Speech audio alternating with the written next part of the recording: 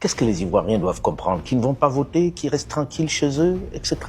Est-ce que ça ne risque pas d'envenimer la situation? Il faut que les Ivoiriens comprennent que Gbagbo Laurent n'appelle à voter pour aucun des candidats qui en liste. C'est ça. Président, ça veut dire un boulevard pour le président Alassane Dramane Ouattara. Peut-être.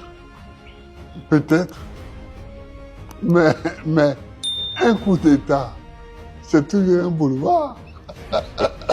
Vous appelez ça carrément un coup d'État civil, c'était toujours un boulevard. Vous êtes opposé becs et ongles, de façon imagée, contre ce 4e mandat du président Alassane Dramane Ouattara. Oui.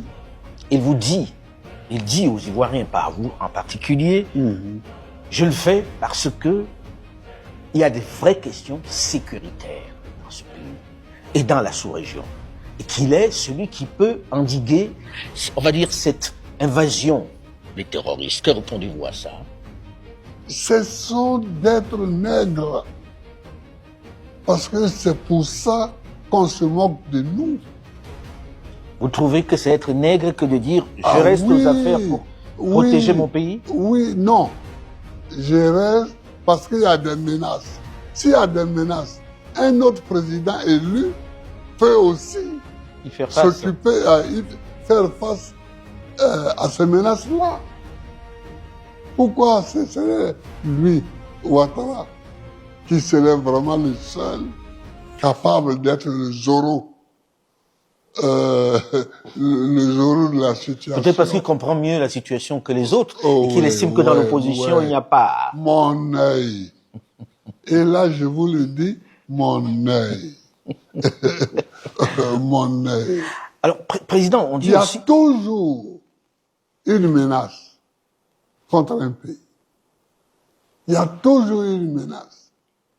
Est-ce que vous avez connu ces menaces, vous, Président? Est-ce que vous avez connu ces menaces lorsque vous étiez... Mais moi, j'ai connu même la guerre. J'ai connu la guerre.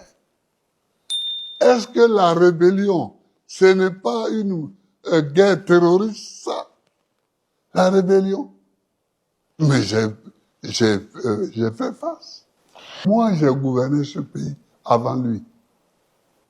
Avant Alassane. J'ai gouverné pendant 10 ans.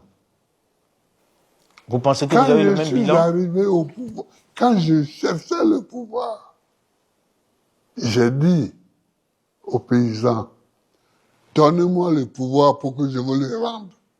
Quand j'ai été élu, je leur ai rendu le pouvoir sur le café cacao, sur la gestion du café et du cacao. J'ai donné aux Ivoiriens la liberté. La liberté. La liberté. Vous voyez, les journaux se sont multipliés.